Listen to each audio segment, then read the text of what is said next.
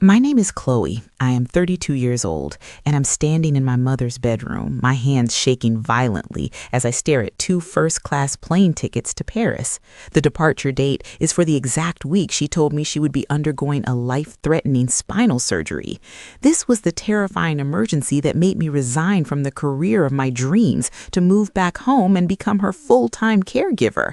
A cold wave of pure humiliation washed over my body as I realized the depths of her lies, and just as I heard her footsteps approaching, I knew my life was about to explode. To understand this nightmare, I need to take you back 6 months. I was living in Chicago, working as a senior graphic designer.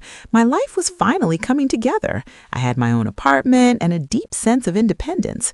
My mother, Susan, a 58-year-old woman who lived alone in our family home in Ohio, never liked my independence. She constantly reminded me of how lonely she was since my father passed away. I tried my best, but it was never enough. Then came the phone call that changed everything. It was a Tuesday evening when my phone rang. It was my mother, sobbing uncontrollably. Between gasps, she told me her doctor found a severe issue with her spine, requiring immediate surgery. She painted a picture of absolute terror, telling me the recovery would take 6 months and she would be bedridden. She said insurance would not cover a nurse, and she was terrified of being left alone in that big house. She begged me to save her, crying that I was her only child. She asked me to move back home for her recovery. When I gently mentioned I could not leave my job, she wailed louder, asking if my career was more important than my mother's life. The guilt was suffocating. I spent 3 sleepless nights staring at my ceiling, feeling like the worst daughter. I desperately needed advice, so I met my best friend Jessica, who was also 32 years old. We sat in a coffee shop and I poured my heart out. Jessica looked at me with deep concern and a healthy dose of skepticism. She knew my mother's history of exaggeration. Jessica gently asked if I had seen any medical documents or spoken to her doctor. I defended my mother instantly, feeling offended that Jessica would suggest she would lie about something so serious. I told Jessica she was being cruel, and I left feeling completely isolated. The very next morning, I walked into my manager's office. My boss, David, a 50-year-old man, was shocked when I handed in my resignation, but my mother had convinced me this would be a year-long ordeal. I gave up my salary, benefits, and security. Packing my apartment felt like attending my own funeral. I was putting my independent life into boxes, saying goodbye to the city I loved, to rush back to Ohio. Arriving at my mother's house felt like stepping into a suffocating time machine. My mother, Susan, greeted me at the door wearing a thick bathrobe, looking incredibly frail and acting extremely weak. She leaned on my shoulder heavily as I brought my suitcases inside, sighing loudly. For the first 3 weeks, the surgery was conveniently delayed. My daily routine became brutal. I woke up at 6, cooked her special meals, cleaned the house, and managed all errands. I quickly became a ghost of myself. I was exhausted, stressed, and constantly worried sick about her impending surgery. I would sit by her bed for hours, rubbing her feet, listening to her complain about imaginary nerve pain. Whenever I asked for the exact date of the surgery to prepare the house, she became defensive, claiming the hospital was facing scheduling delays. If I tried to leave the house to grab a coffee, she would suddenly experience a pain flare-up and demand I stay right by her side. The emotional toll was worse than the physical labor. I watched my bank account drain as I paid for my expenses and her groceries. I felt a deep anxiety in my chest every single day. I missed my job, my friends, and my life. But every time regret started to creep into my mind, I forcefully swallowed my pride. I was doing this for my family. Then came the fateful day that shattered my reality into a million pieces. It was a quiet Thursday afternoon, and my mother asked me to find an old photo album hidden in her bedroom closet. She was resting comfortably in the living room, watching television. I went into her room and started digging through the top shelf. As I pulled down a heavy box, a sleek leather travel folder fell out and hit the floor. It popped open upon impact. I knelt down to pick it up, and exactly then, I saw them. I read the glossy documents again and again. My brain simply refused to process the words at first.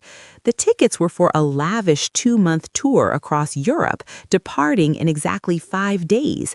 The travel dates perfectly aligned with the time frame she was supposed to be recovering in bed from her spinal surgery.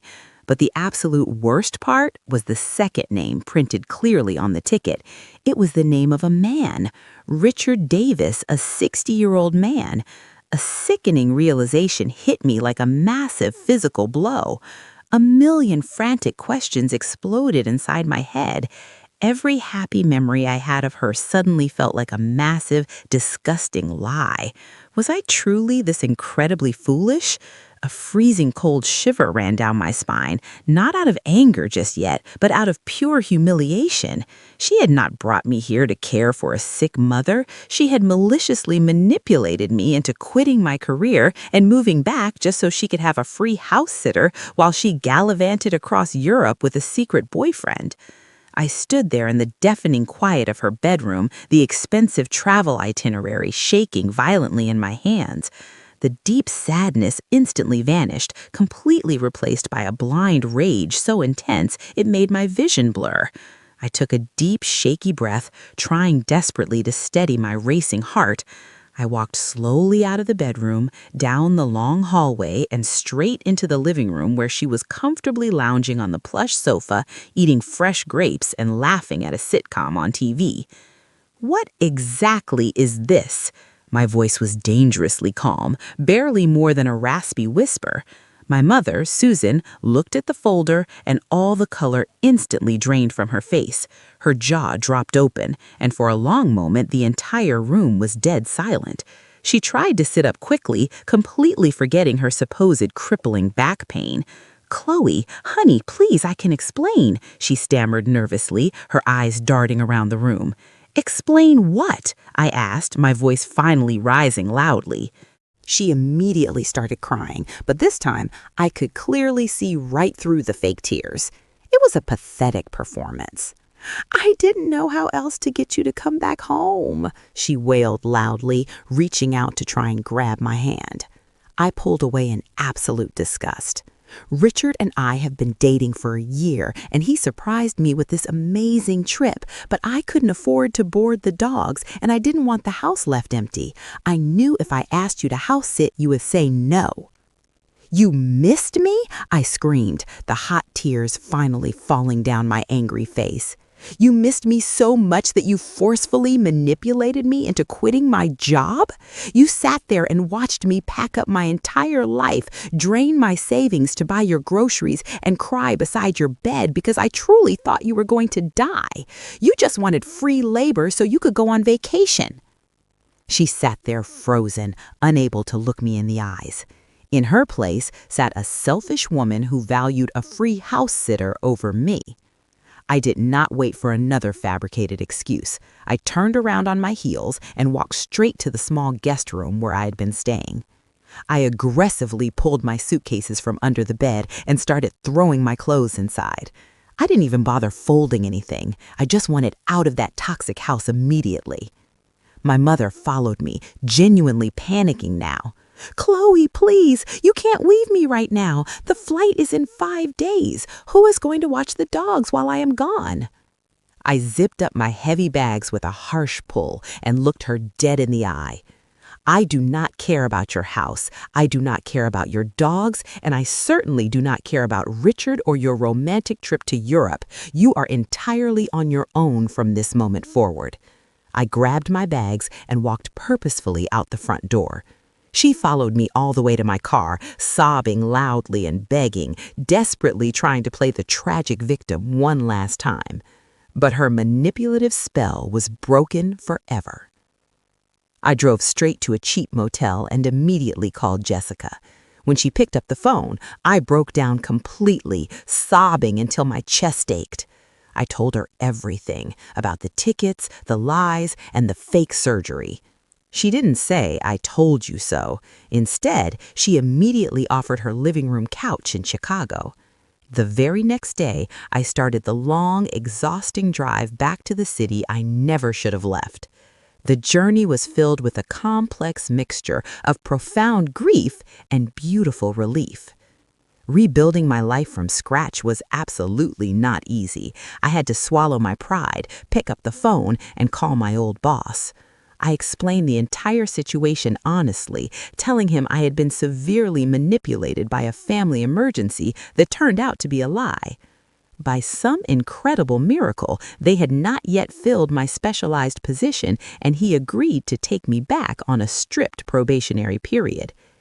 It took many long months to recover financially, sleeping uncomfortably on Jessica's small couch. As for my mother, Susan, she faced the exact devastating consequences of her own selfish actions. Without me there to manage the house and care for the pets, she had no choice but to confess her massive lie to her new boyfriend, Richard. When he realized the incredibly cruel way she had treated her own daughter just to go on a free trip, he was utterly disgusted.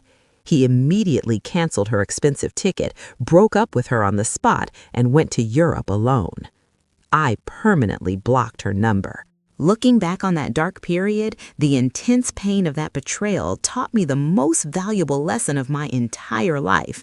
I learned the hard way that severe emotional manipulation often hides perfectly behind the comforting mask of love and family duty. We are heavily conditioned by society to sacrifice absolutely everything for our parents, but true unconditional love does not ever require you to completely destroy your own life. I truly found my inner strength the exact moment I walked out. Would you do the same in my place? Until the next story.